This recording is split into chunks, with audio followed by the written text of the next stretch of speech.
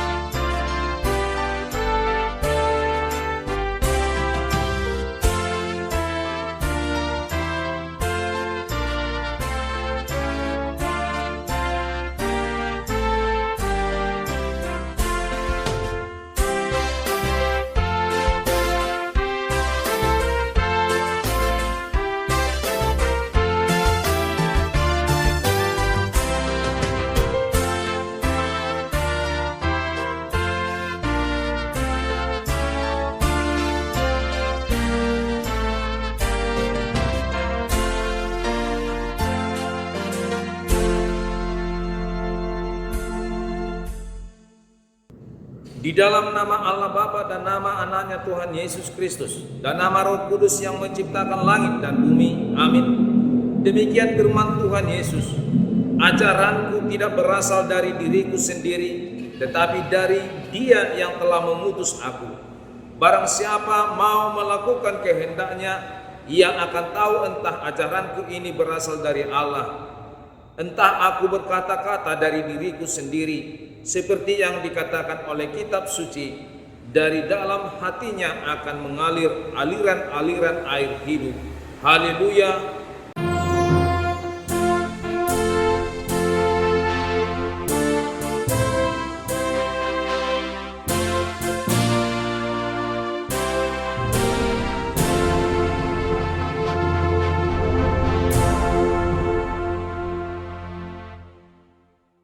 Marilah kita berdoa. Ya Tuhan Allah Bapa kami yang di surga, berikanlah bagi kami roh kedamaian dan kebenaran, supaya kami mengerti kehendak-Mu, dan dengan segenap kekuatan kami dapat melakukan kedamaian dan kebenaran itu oleh anak-Mu Tuhan Yesus Kristus Tuhan kami. Amin. Kita bernyanyi.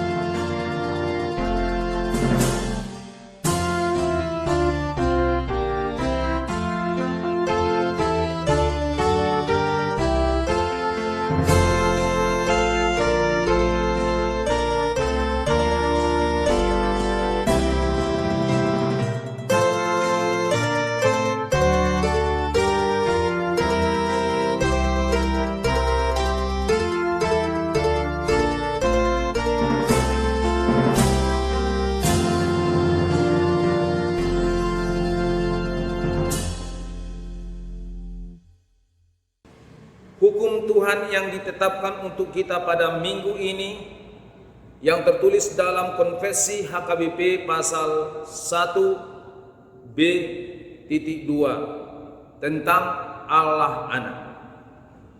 Allah Anak adalah Yesus Kristus, penyataan Allah Bapa yang mengosongkan dirinya dan menjadi manusia yang dilahirkan oleh Maria, dikandung dari Roh Kudus sebelum Adam mengenal suami.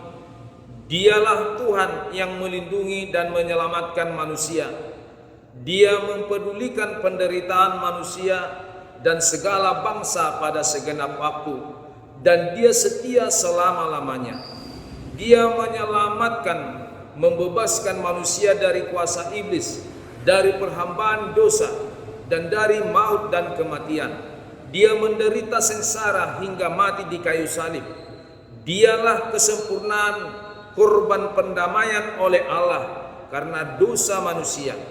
Dia turun ke dalam maut, bangkit kembali dari kematian pada hari ketiga, naik ke surga, duduk di sebelah kanan Allah Tuhan Bapanya. Karena itulah Dia ditinggikan oleh Allah, dan kepadanya diberikan nama di atas segala nama, agar semua lutut di surga dan di bumi dan yang ada di bawah bumi sujud kepadanya.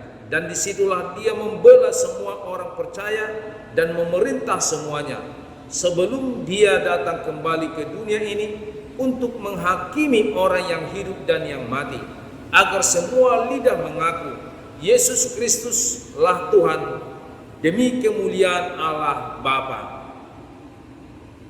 Marilah kita berdoa untuk memohon kekuatan dari Tuhan kita. Ya Tuhan Allah, kuatkanlah kami untuk melakukan yang sesuai dengan hukum-Mu. Amin. Kita bernyanyi.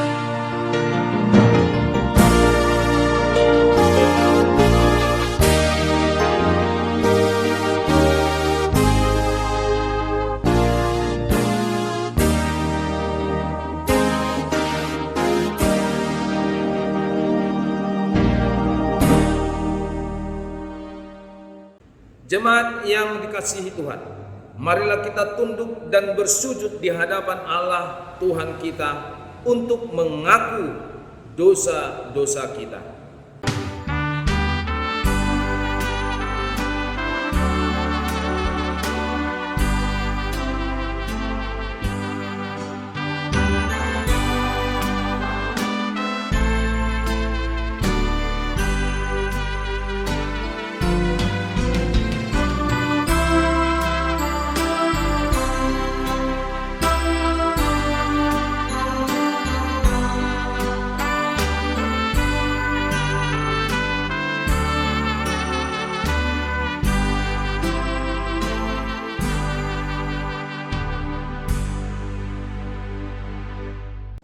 Ya Tuhan Allah Bapa kami yang Maha Kuasa dan Pengasih, Engkau tidak berkenan kepada kematian orang fasik, melainkan Tuhan berkenan kepada pertobatan orang fasik dari kelakuannya ke jalan yang benar, supaya ia hidup.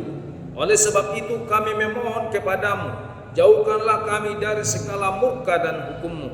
Ampunilah dosa dan kejahatan kami, agar kami beroleh hidup di dalam kasih-Mu. Karuniakanlah kami kekuatan, agar kami tetap kuat dan kokoh di dalam Anak-Mu, Yesus Kristus Tuhan kami. Amin.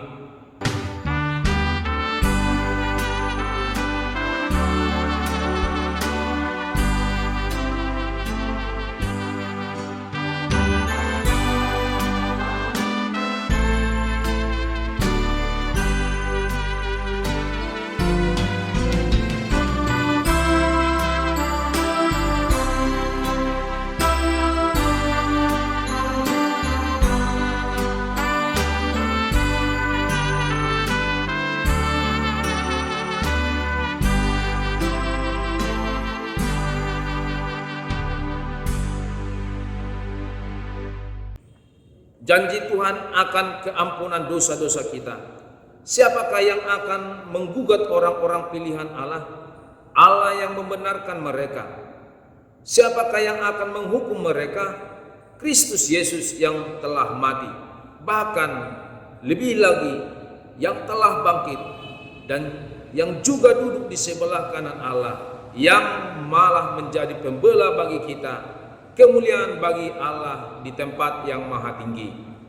Amin. Kita bernyanyi.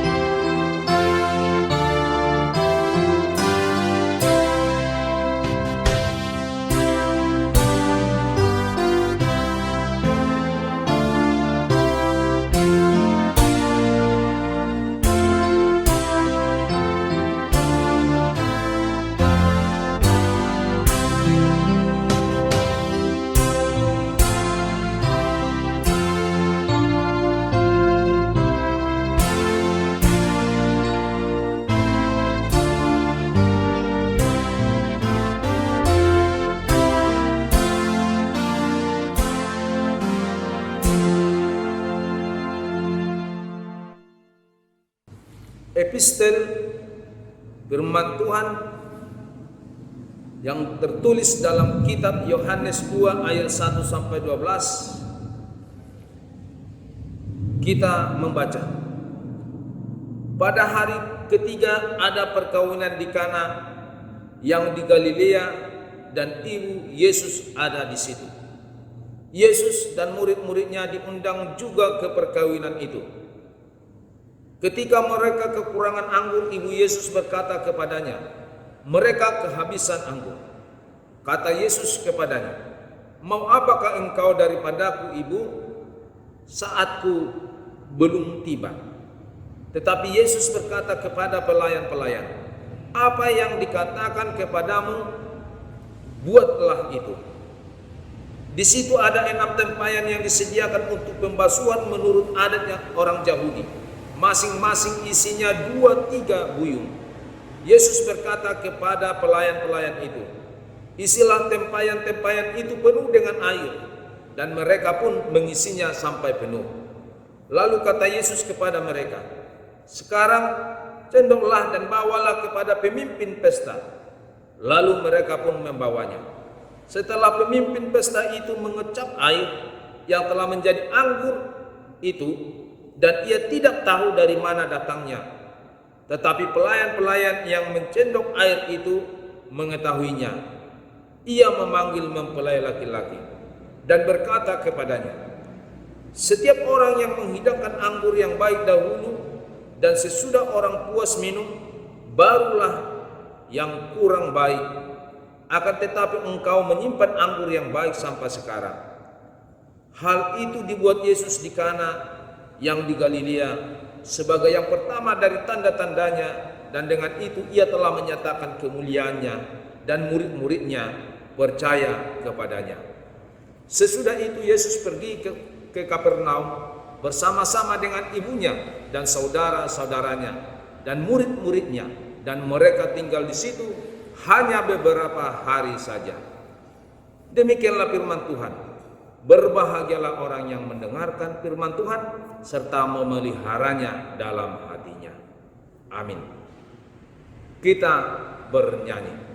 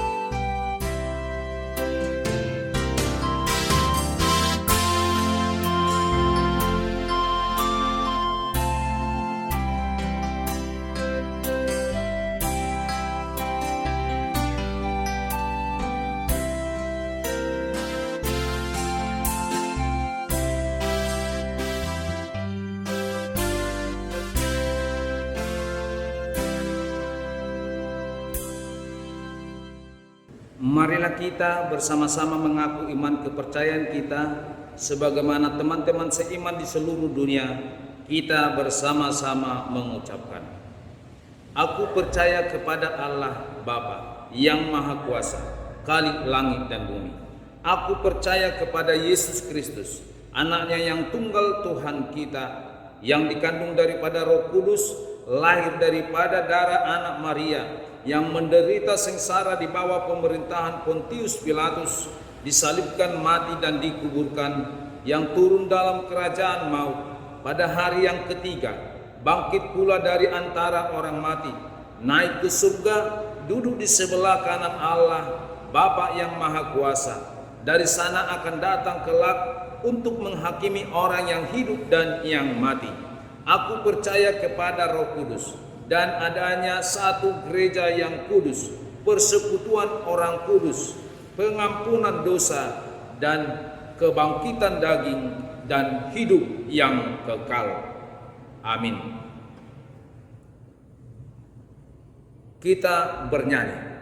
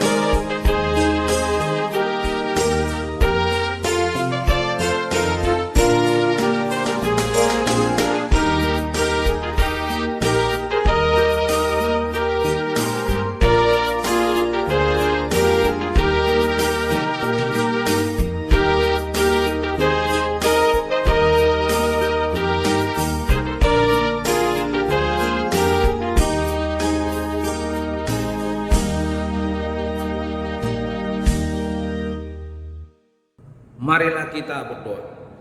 Damai sejahtera yang dari Allah Bapa, yang melampaui segala akal dan pikiran di dalam Kristus Yesus. Amin. Salam.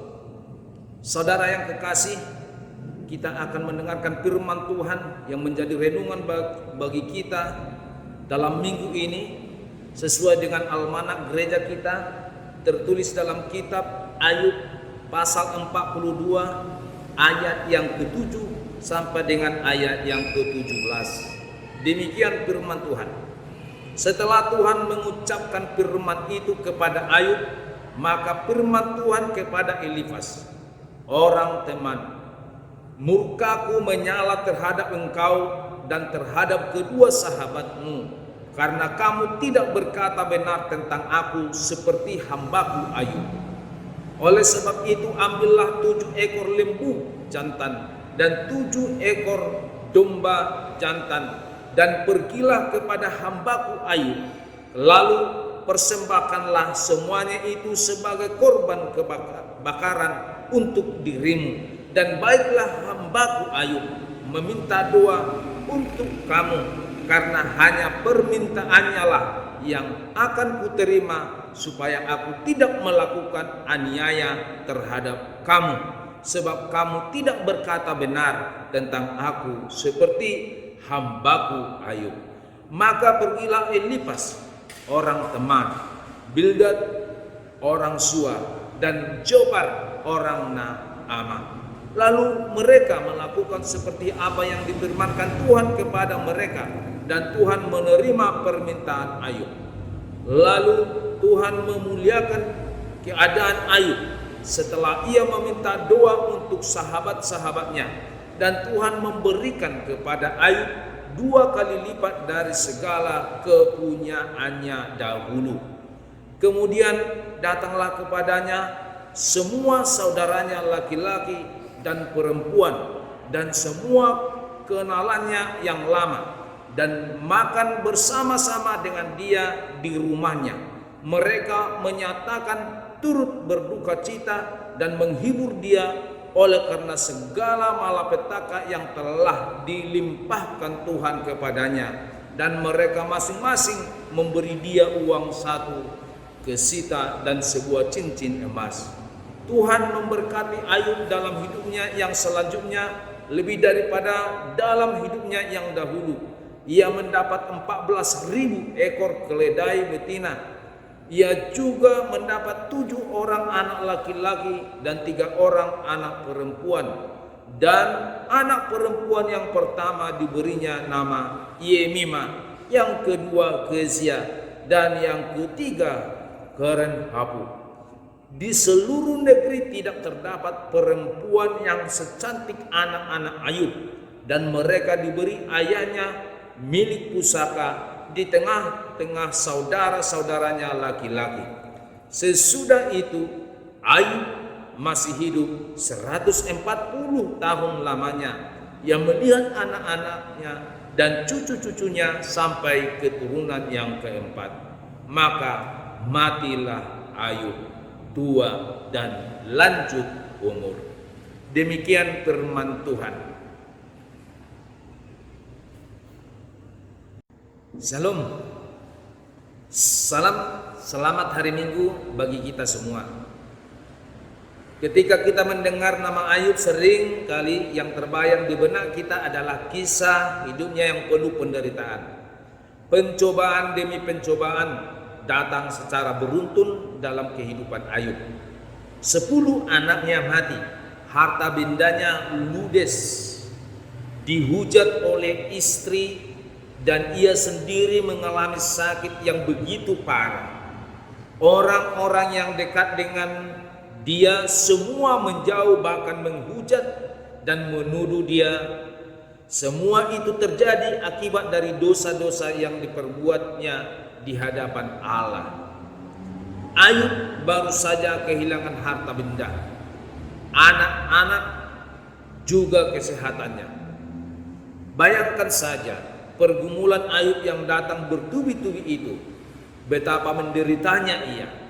Hal itu masih ditambah lagi ketika ketiga sahabatnya datang bukannya mendukung dan menghibur, mereka malah mendorong Ayub supaya mengakui dosa yang tidak dia lakukan.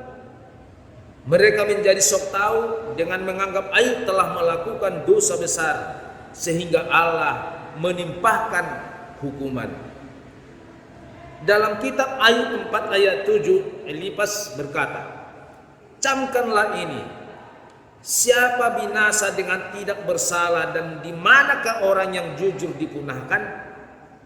Kalimat Elifas ini dapat diartikan bahwa ia menuduh Ayub telah berbuat dosa di hadapan Allah, karena jika ia berbuat benar pasti tidak akan dihukum.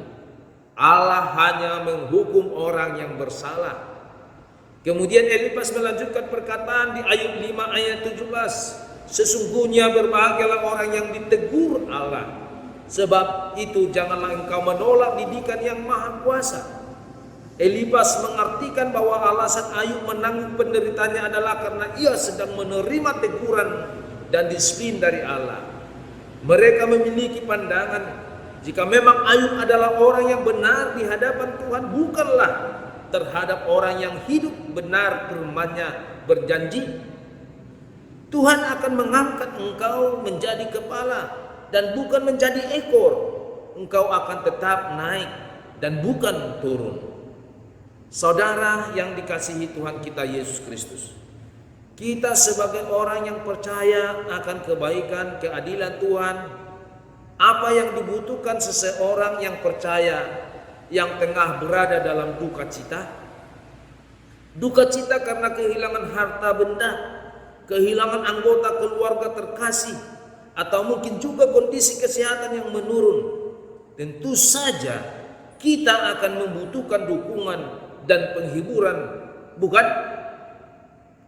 Tetapi bagaimana rasanya jika dalam kondisi seperti itu seseorang yang mengaku sebagai sahabat datang sambil mengatakan bahwa penderitaan yang dialami itu pasti hukuman yang Tuhan berikan atas dosa besar yang dia lakukan?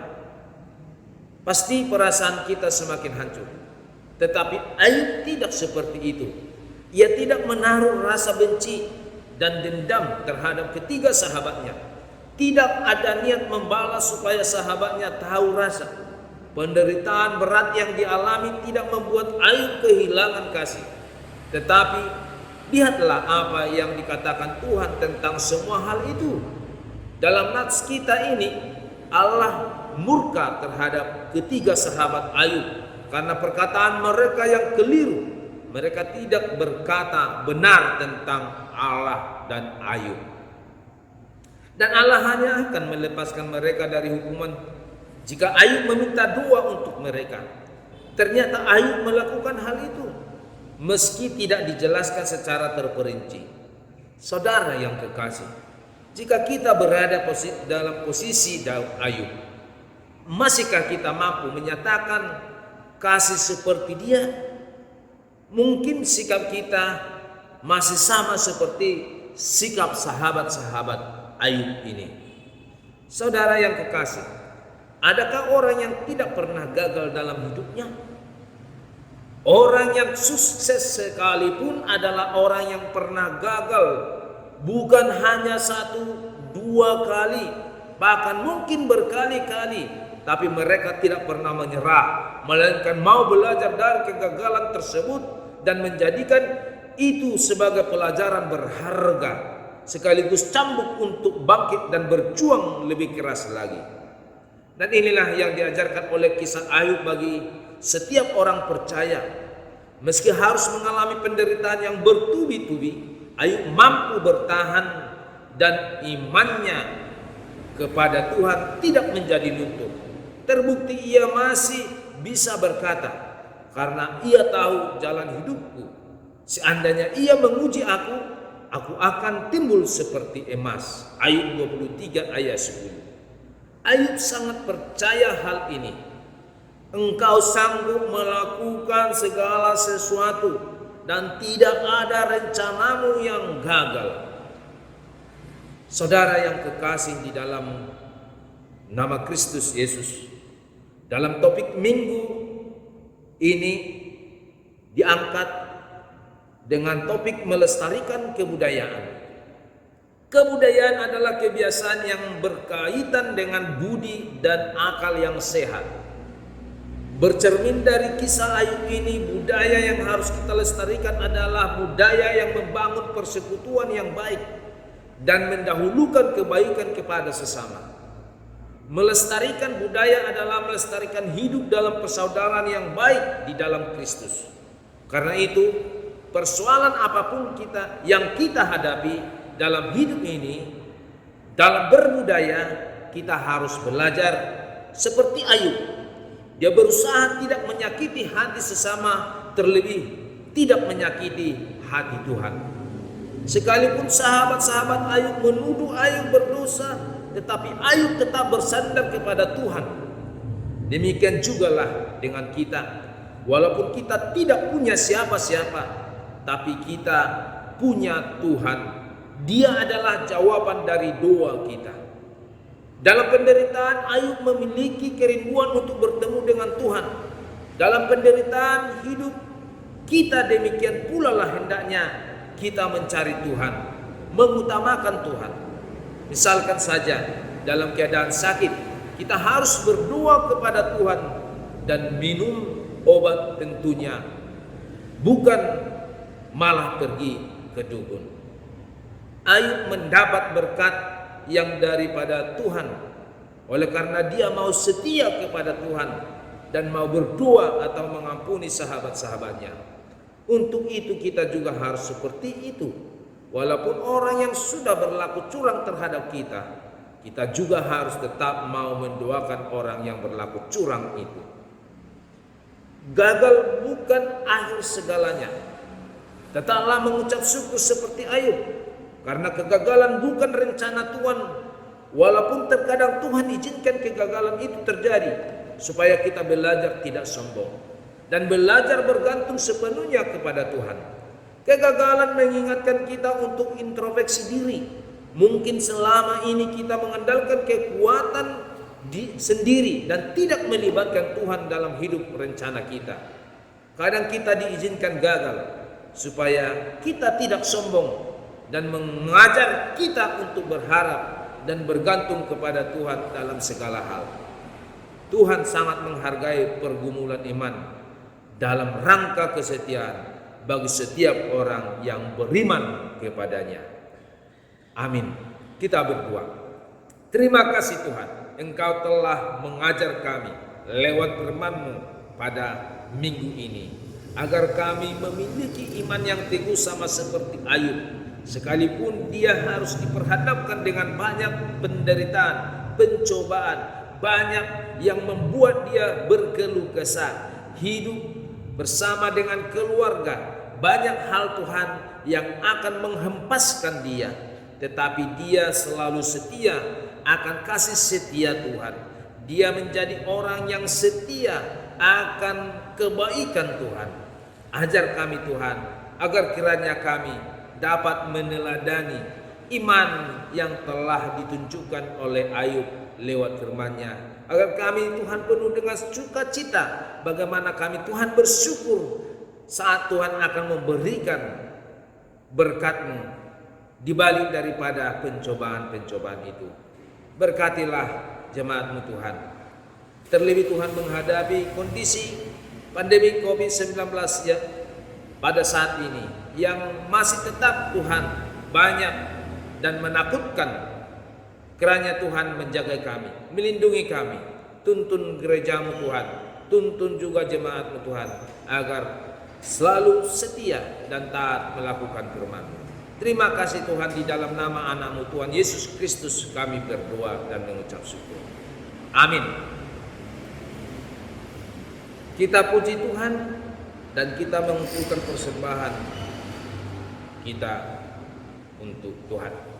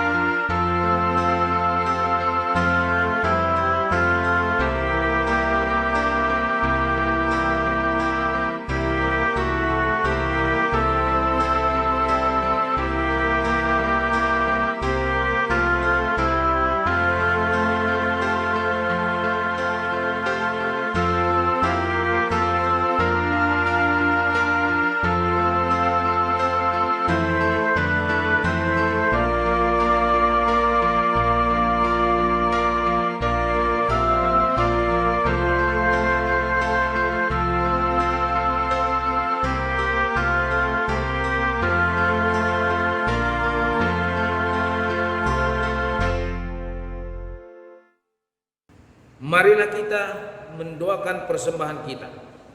Ya Allah Bapa kami yang di sorga, kami mengaku bahwa Tuhan adalah sumber dari segala karunia yang melimpah dalam kehidupan kami masing-masing. Sebagian daripada karunia itu kami serahkan kembali sebagai persembahan kepada Tuhan. Terimalah dan berkatilah persembahan umat-Mu ini, agar dapat kami pergunakan untuk pekerjaan dan pelayanan di kerajaan Tuhan di dunia ini. Bukalah hati kami untuk mengenal betapa banyak berkat dan karunia yang kami peroleh dari Tuhan, supaya kami senantiasa bersyukur kepadamu di dalam nama Yesus Kristus Tuhan kami. Amin.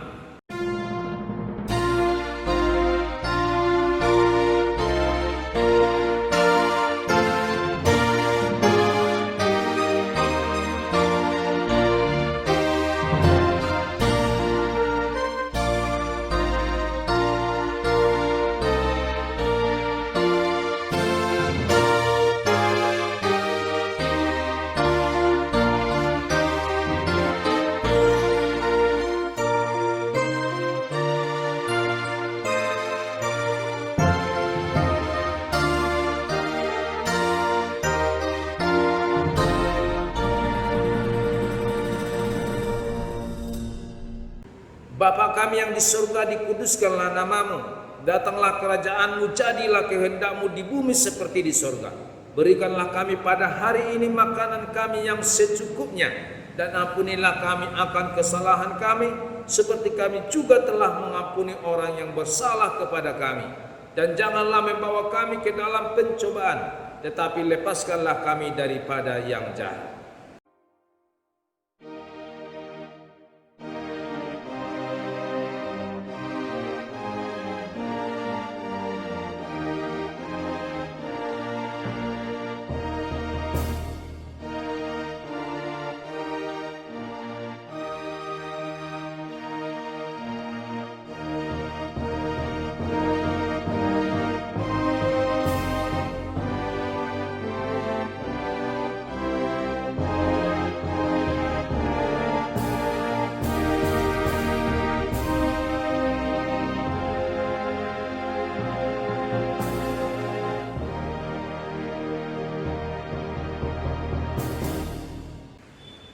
Terimalah berkat Tuhan.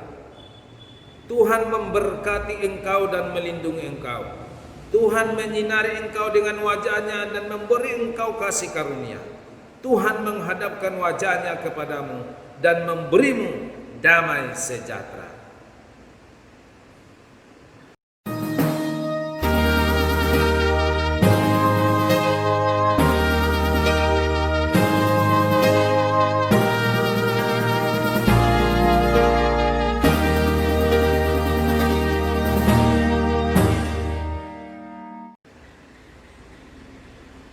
Salam, selamat hari Minggu, Tuhan memberkati.